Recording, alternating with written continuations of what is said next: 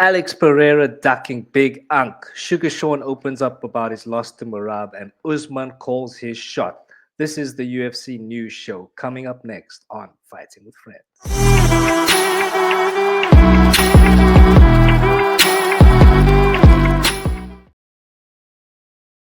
Welcome back to Fighting with Friends and still the undisputed African fighting podcast champion of the world. This is your UFC news show, and with me today is the reigning defending undisputed vegan champion of the world's Bukaya. He's back, ladies and Yes. gentlemen.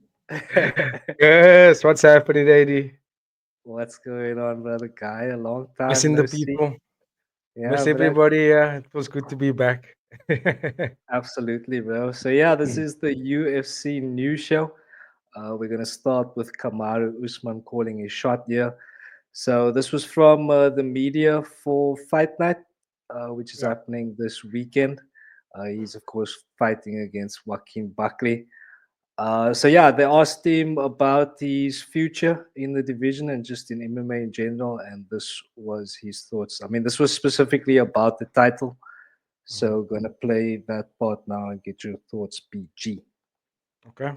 And lastly, keeping in mind that the belt is obviously something you still want. How do you see your path there?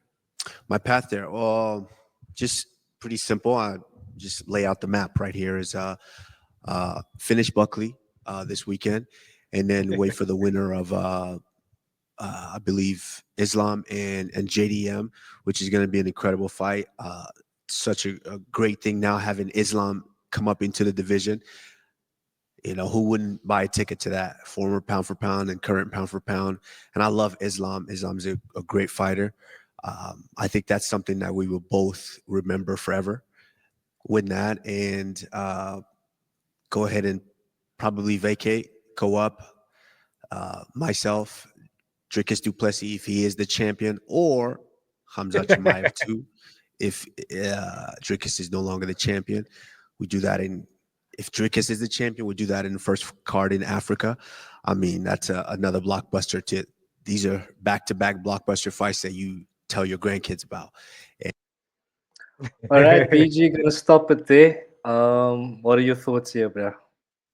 Firstly, it's good to hear the Nigerian Nightmare come back and still sound as cocky as he used to when he was still the pound for pound, as he speaks about there. One thing for sure is that he was pound for pound rightful at the time. You know, in that era, Kamaru Usman was difficult for everyone to beat. So I like that he's still so confident. But the question is, how do you look after being 3 years out of the game? You know, 2 years going on 3 years out of the game. You know what I mean? Is he still going to be the same guy? Is he still going to fight the same way? Is he going to be stronger? Is he going to wrestle better? We don't know. And one thing's firstly is that after all of that, he's going to have to do the first thing that he says, and that's go through Joaquin Buckley, which I'm not so sure about. You know, I think it's going to be a tough fight for him. I think he can win Joaquin Buckley, but I think it's going to be a very tough fight for him to get through that one, by the way. So, depending on what happens there, we will know for sure if he can get Islam or Dricus. And also, he's talking about fights that are very much are it's factors that are way it's out of his control. You know what I mean? Islam and JDM. If it's that we're not sure what's gonna happen. If Islam loses, then what? You still gonna fight Islam? Or you have to fight JDM? And if Dricus, you know what I mean? He's talking about fights that it's not even near there yet. You know, we got announcements, but we don't even know what's gonna happen when that fight. So he really has to wait, like he's been waiting, which is out of his control. So we don't know what will happen to Kamaru Usman. And like I said, the first thing is that he has to first go through a very, very, very tough opponent in Joaquin Buckley. So yeah, I'm happy about seeing Kamaru Usman back. I think the UFC needed someone like him to come back. To be honest with you, Mm. because he was really a commodity and a good fighter to watch when he was in his game. You know, granted he lost twice to Leon Edwards, but I still think there's a champion in there. It's just a matter of how they curate the movement for him. Because I don't think he beats Dricus, by the way, when he goes up to 185. But I do think he can do a very, very good fight against Islam Makhachev. I just don't know if Mhm. he I just don't know if the 185 is there. I know he's talking about 185 because he fought that weight before when he fought against uh Hamza Chimaev.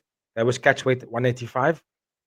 So I'm pretty sure that he feels comfortable in that weight class, but I just don't know if he's big enough, strong enough to take on someone like Dricus. I think Dricus is very much underestimated by a lot of guys in the UFC until they get in there with him and they realize he's actually a freak of nature. So yeah, deep down, I want it to happen. I do want Kamaru Usman to go to be able to go through Joaquin and go through Islam Makhachev and then take on because I want to see that because it would drive the UFC to make a UFC Africa fight card, which means we could maybe go and watch it.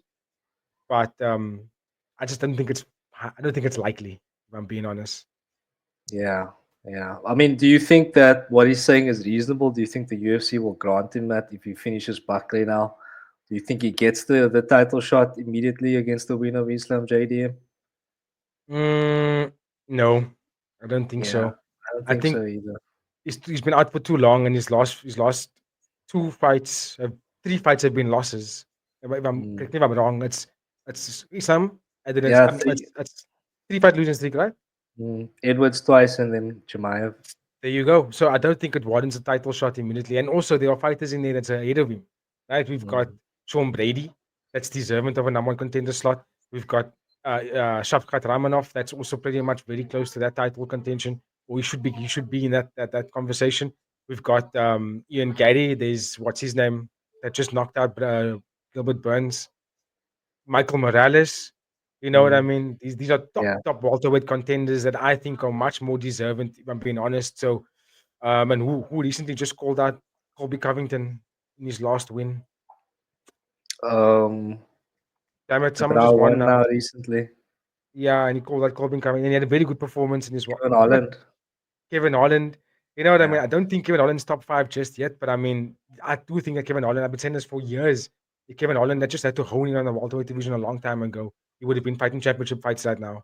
And now we Yeah. get to see it when he has a very good weight cut, no injuries, healthy mind, healthy body, and looks like a deadly Kevin Holland. Kevin Holland. So yeah, I think Kamaru Usman is really big. He's really riding on his former status of Mm. 4 years ago. You know what I mean? I don't think that carries the same weight right now, if I'm being honest. There are guys that have been moving in the division quite consistently while you've been out. So yeah, I just think that he's even lucky to get what's his name?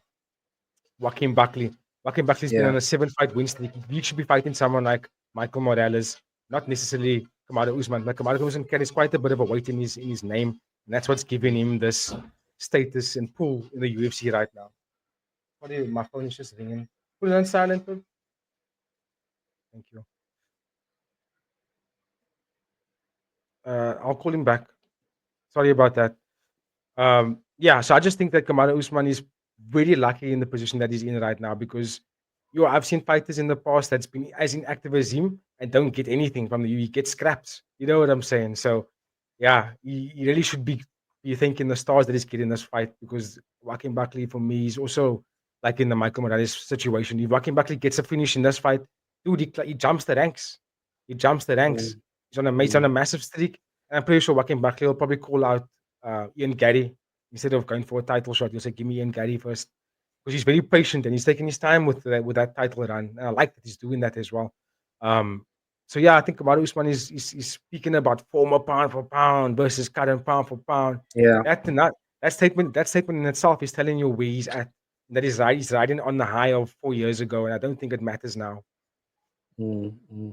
I just think maybe because of the limited amount of time that he has left in his career, the UFC might want to fast track him too. Because I mean, How old is the he? way that he sold, I'm not exactly sure. We can check quickly. Yeah, But you were saying the way that he takes long. sold those fights, he's 38 now, bruh. So yeah, 38. because the way that he sold those fights, I like it, bruh. Me too. I do like the fights that he mentioned. So I'm happy to have him fast track because again, like I said, now he's Mm. 38. It's only going to be around for like another year, if that. You know what I mean? And I don't even know if they can make all those fights happen in the short amount of time that he has left. Yeah, So you know what I'm saying? I don't even know if it's realistic. exactly. So yeah, And I mean, we'll see. he's also But looking past. He's also looking past a very deadly opponent, dude. Like, sorry to interrupt you there, Eddie. It's just that Joaquin Buckley. I was talking to Tyler about this because Tyler asked me this morning, "Do you think that he's going to beat Joaquin Buckley?" So I said, "I don't know. I don't think so. Like, I want Usman to win, but my logical mind is telling me that he's probably not going to get to it, and purely because Joaquin Buckley is where Kamaru Usman was when Kamaru Usman was so unbeatable at the time. It's because he was making a title run, And when an athlete is making a title run, they almost like impenetrable. You can't beat them. It's hard to take them out when you're making a title run. And Joaquin Buckley speaks of a mind that is almost, like I say, impenetrable, dude. No one's getting at him. No one's able to make him or throw him off his game right now. And I feel like that's Kamaru Usman has to be careful here because he's taking out someone that is a very, very dangerous opponent. Because of that, because of the situations that they're in. You got one guy that's climbed the mountain and now is walking down the mountain, with the other one still climbing the mountain. So it's like, who would you favor? I favor the one that's still climbing the mountain than the one that's coming down. You know what I'm saying? So I just think that Kamaru Usman has to be really careful because if he loses this fight now, I don't see no fast track. Nah, they You know need what I'm retires, saying? bro. They need retires. There's nothing left for him to do it at welterweight, so then he has to retire, bro. You see?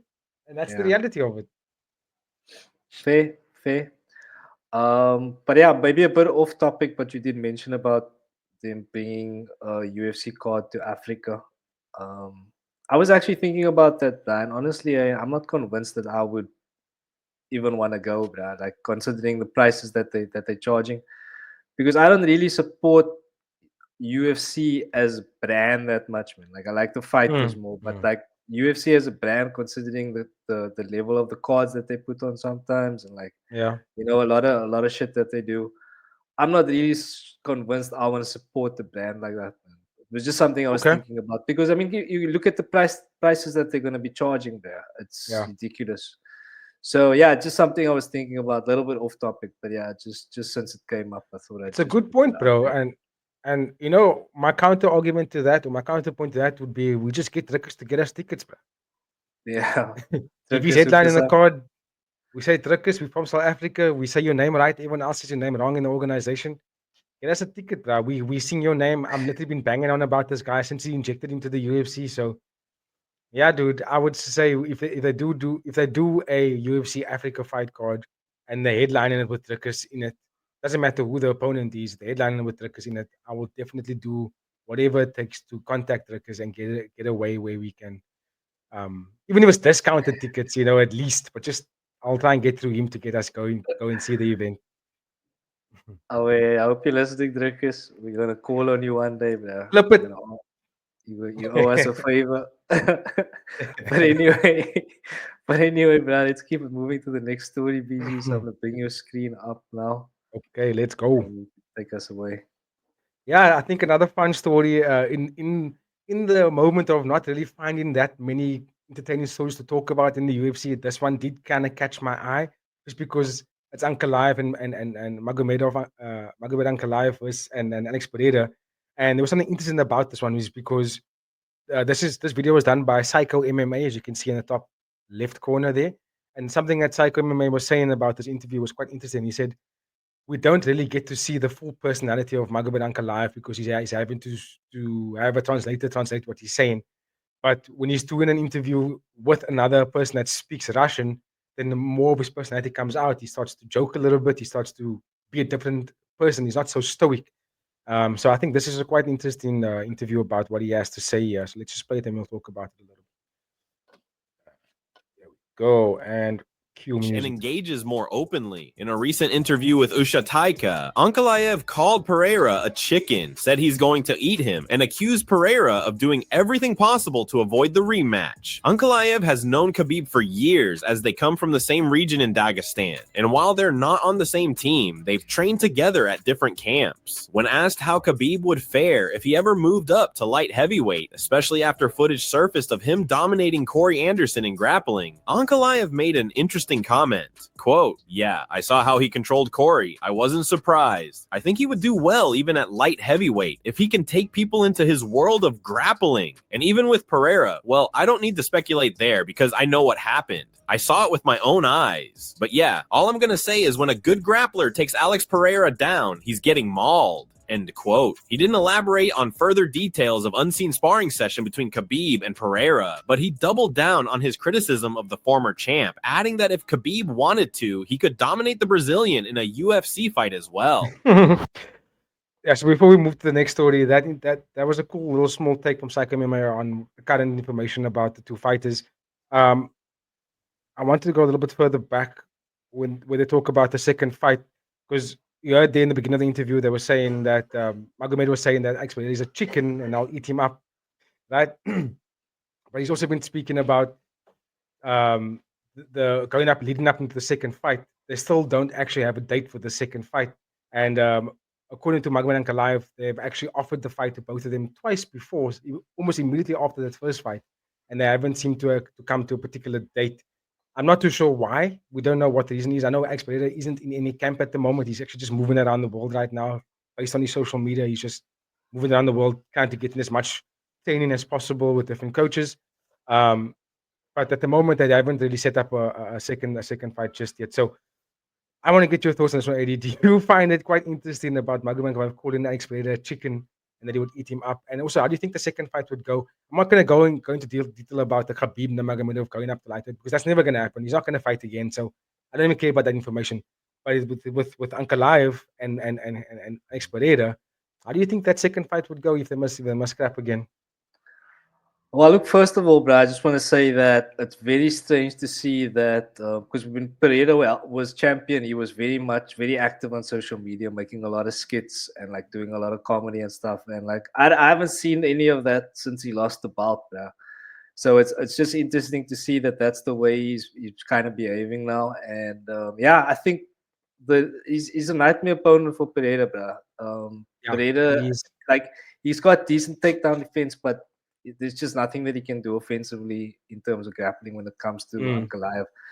So for me, I think Ankalaev wins the rematch, and yeah, I think Pereira's probably going to look for a super fight or look to retire in the near future, bro. I completely agree there, especially with the age. We spoke about Kamaru Usman being 38. I think Pereira's also 38. So going on 39, and I think he's really made so much money. And at this point, being 38, he's going on 39 now. He'll 37 be 38 next month. So realistically, I don't know if he can still get the title back and then defend that quite consistently. I think a super fight is probably going to be the best thing for him.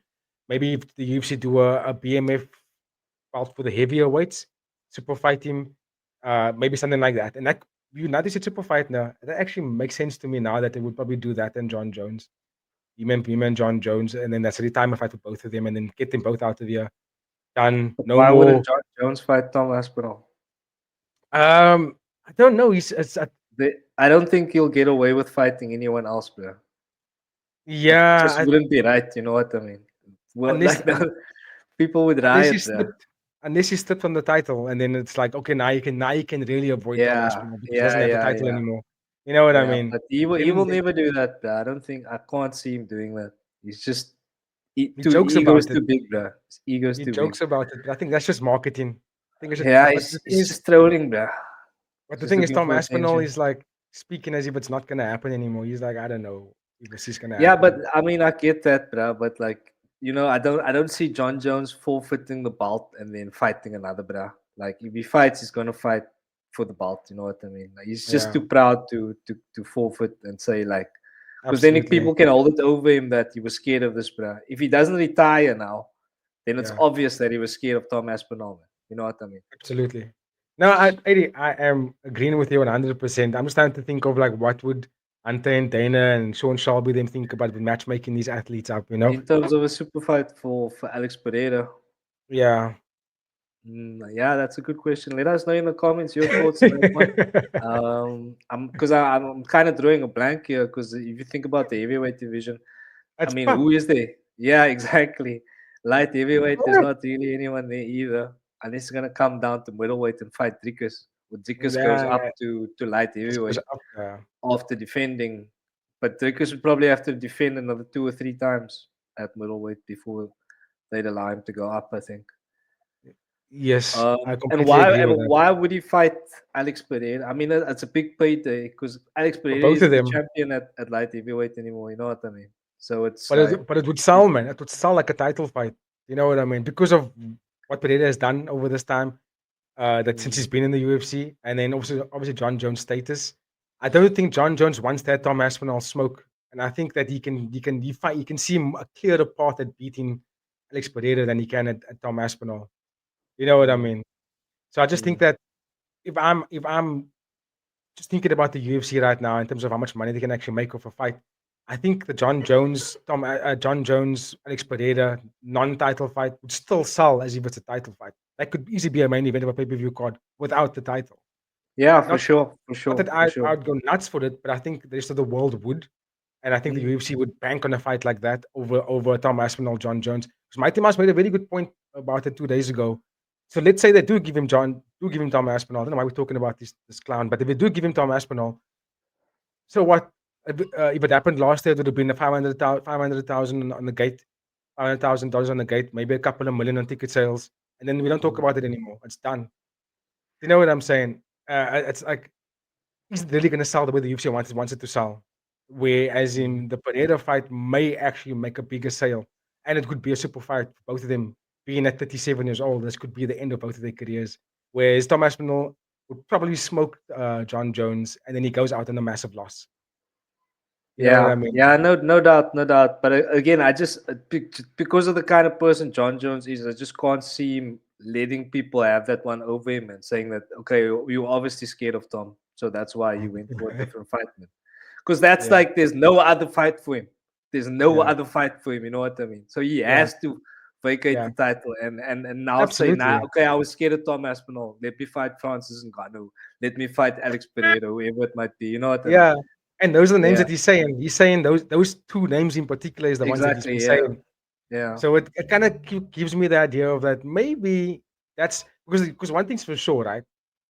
John Jones has got UFC in the palm of his hands. It's not the other way around. Even though we would like to think it's the other way around, it really isn't. Whatever John Jones does, the UFC bends over for it. So it's like if he says I don't want to fight, because at the moment it's already been sold as a narrative that he's scared of Tom Aspinall. Because why on earth are they taking 2 years to put this fight together? John Jones is not injured. He's not unhealthy. You know what I mean? Why are you taking so long to make this fight? Yeah. You know what I'm saying? Yeah. Is the marketing strategy but different? What are they trying to do differently with this particular fight? Is it because it might be John Jones' last fight in his career, so they want to make it really, really perfect for him? I don't know. All I'm saying is get over with it, because there are other athletes that are on a payroll that also want to fight for a title, and you're making their career become stale. You're making the Yeah. division become very stale. You're making the organization look very stale. You've got athletes that are paid by the UFC already saying, who cares about the heavyweight division? So something needs to happen. Absolutely. Something needs to change. Yeah, for sure, for sure.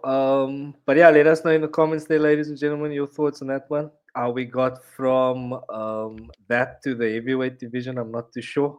But nonetheless, this is fight with friends. That's Anything Alex can Pereira, happen, man. ladies and gentlemen.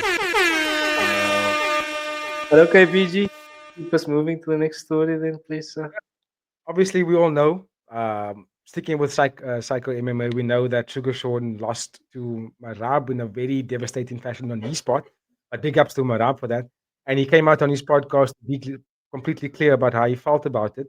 And I'm going to go past the beginning section to where he talks, which is around 7 minutes. And let's let it play and then we can unpack it. A fresh division. God damn it, we prepared the absolute best we could. Yeah. But at the end of the day, I'm like, that Merab, I feel like was already a different Merab than we fought at the Sphere. Yeah, absolutely. The guy is a f***ing tank. He felt different. He's a He felt goddamn stronger. machine. I definitely felt like this kind of nervous feeling that I'm not used to, just because how the first fight played out, knowing his cardio is so crazy, knowing if it hits the ground, there's like I knew I had worked on the takedown defense so much. I knew I was able to get up, but I'm like, I also know there's a chance that this fight plays out the same way it did. Like, so I was like in the back. I was more nervous this fight probably than I've ever been. Like, do you feel vulnerable? You're in the cage. Like, all right, if this motherfucker grabs a hold of me, there's a chance that I can't get away from this little fucker. That's it. Okay, 80. What do you make of that statement from Suga Sean? I like the honesty first and foremost, but what do you make of that one? Yeah, I mean, it's just further testament to the fact that I think we can safely say now Merab is the greatest bantamweight of all time. Yeah. You got Dominic Cruz in the conversation as well, obviously. But yeah, I mean, look at the man's run up to the title, the way he's defending the title. It looks like he's only getting better, bro. Like you heard Suga Sean and Tim Walsh. I saw a part of that interview, and they were talking about he's improved since the last time we fought him, bro. So he's only getting better, and that's a Mm. scary thought if he's been this dominant on his lead up to the title and his defense, and he's only getting better now. So who's gonna beat Merab? That's Who's the gonna question. beat him? But I do appreciate the honesty from Suga Sean. Like Yeah. it was a very humbling experience for him to lose both fights. We know that he was a lot more humble after the first fight, but now he's a Mm. lot more humble, even more humble now, and Yeah. like being very honest about his losses. So yeah, Yeah. good to see. And yeah, I mean, at the end of the day, bro, Sugar Sean's still a good fighter. He's an entertaining He is. fighter. So Yeah. without the antics and the sugar show, I got Yeah. nothing against him, bro. I got nothing Me against too. him. And looking forward to seeing his next fight. Absolutely. I'm gonna speak about the next fight just after this before we conclude it. Just coming back to that bantamweight goat status, that I think for Dominic Cruz, I'm a little biased, but I'm gonna remove the biasness here. I'm gonna put him second behind Merab. Dominic Cruz is the pioneer of the division. Like, he created the division. He went on a win streak. He didn't lose for like 10 years. His first loss was against Cody Garbrandt. Before that was against Uriah Faber, which was I think 2009. From that time up until the Cody Garbrandt fight, he hasn't lost a fight and he was beaten everyone. Yes, he was out for 4 years in that time as well due to multiple injuries. But he did build the division and he was the king of it for a very long time. But Merab also dominated opponents the same way Dominic does. Also went on a massive win streak. Also decisioned everybody. But now Merab is finishing people and he's boxing people and he's just looking like a tank. I think if you put Merab against Dominic Cruz, Merab beats him, dude. Prime Dominic Cruz versus prime Merab Dvalishvili, I think Merab beats him. And that's tough for me to even say because I'm a big Dominic Cruz fan. He's one of my favorite ever to do it. But Yeah. Merab is like, oh, he's becoming something where I don't even know what to say anymore about the others. How do you beat this guy? So the Corey Sandhagen fight against Merab's going to be quite a mouth-watering fixture. But I still think Merab's going to walk through him as well. Even that, I like Yeah. Corey Sandhagen as well. I think he's a killer. But I think Merab is just he's a god. Let's put it that way. He's Yeah. god tier. You know what I Yeah, mean? he's So now this really pulled away from the rest of the division. bro. everybody. I will move this into our next question. So this is the last one from my side. On that video, they do speak a little bit. Excuse me, Suga Sean does loosely touch base on a potential 145 going forward. Now, if that is true, what do you make of that, Eddie? Should Suga Sean ditch the 135 division and go up and potentially get another fight against someone like Woody Aljo as a welcoming fight for the 145 division? What do you make of that? Look, I mean, as long as Merab's the champ, he did lose to Merab twice, so it's very difficult for him to make a claim to the title now. He's gonna have to get like 2 or 3 really massive performances. So I wouldn't rule it out, yeah. I think it might be a decent move for him. I'm just gonna have a quick look at that division. So Yeah, that was featherweight. yes, sir. Okay, let's Pretty have a look stacked. at the division. Yeah, I mean, there's some really nice fights for him here. I'm not sure about Aljo welcoming him. I would love to see him fight Jayan Silva. Yeah. I would love to see that. That would be, yeah, make that fight, Brian. Let's get Sugar to featherweight. Let's do it. You Book it. know, and he's in his Yeah. prime already. Sugar Sean's only 30 years old. In my opinion, in any sport, but particularly with fighting, I think from the age of 27 to 35, you are at your peak. That's like when you are the strongest you will ever be, right? And I think Sugar Sean's in that state right now. I just think that he needs to work a little bit more on not just on defensive wrestling, but also get some offensive wrestling in there. Don't just be an anti-wrestler. Wrestle back. He's got very good jiu-jitsu. I think he can really put some jiu-jitsu on some of these guys as well. But this is where I think he will fall short when it comes to the featherweight division. If you just scroll up to number 5, just scroll up to number 5 when that rankings for me there. Number 4, sorry. That name right there, number 4, is literally just a bigger Merab Dvalishvili. You know what I'm saying? Movsar Evloev will literally do the exact same thing Merab does for a number of rounds, the same way all the time. So I think Sean, if he's going to go up to something like featherweight, he needs to prepare his wrestling because Movsar Evloev will do exactly what Merab does. He fights exactly the same way. He's undefeated. It's the same blueprint that Merab does. And I think Sugar Sean is saying, he's openly admitting that, listen, Merab is just, I just can't get past this guy. Then going up to featherweight, pretty much the same thing. Because I personally think that Movsar Evloev is one fight away of being the champion there. And you'll fight against the same kind of nemesis if you go up in that division as well. So That doesn't mean I don't think he won't be successful going up into that division. I just think that he needs to level up his game as well and not just be a defensive wrestler, but also like be comfortable and seek the comfort in being weak in something and replicating that or remedying that. So Mm. knowing that you're not a very good wrestler, spend a lot of time in that division because what's happening now is because you're trying to be an anti-wrestler, you're not seeing your strikes. Now you can't strike the way you normally do because you're so concerned. He even said himself, he was so concerned of being taken down because of that first fight.